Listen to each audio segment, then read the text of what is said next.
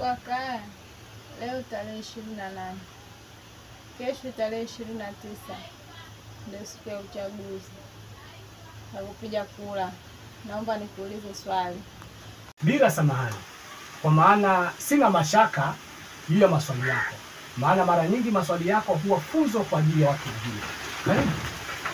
Ni kitu gani tunapaswa kuwa nacho makini kwa siku ya kesho na kipi tunatakiwa kujifunza? Kitu ambacho wanahitaji kujifunza hasa Watanzania ni kutambua maana ya demokrasia.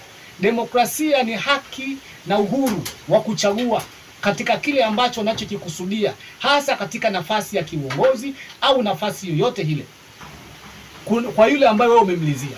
Sasa hii inahitajika hata katika mambo ya sera, hasa wanapokuwa wagombea katika kugombea nafasi zao za kuwania viti, mfano vya ubunge, udiwani na urais.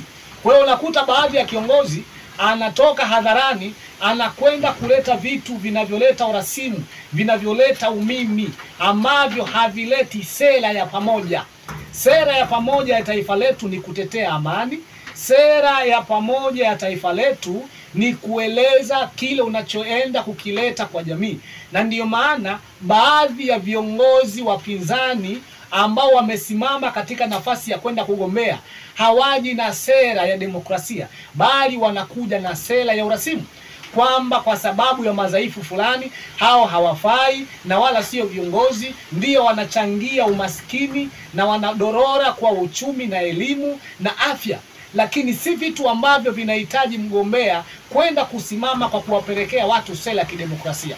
Sera ya kidemokrasia ni kuja na neno ambalo mimi kama mgombea mkinichagua nitatenda moja, nitatenda mbili, nitatenda tatu. Sio kueleza yaliyokosekana katika maisha ya watu wa kawaida ndio kuchukulia kama ndio sera, ndio kauli mbiu ya ugombea. Hiyo ni hali ya urasimu.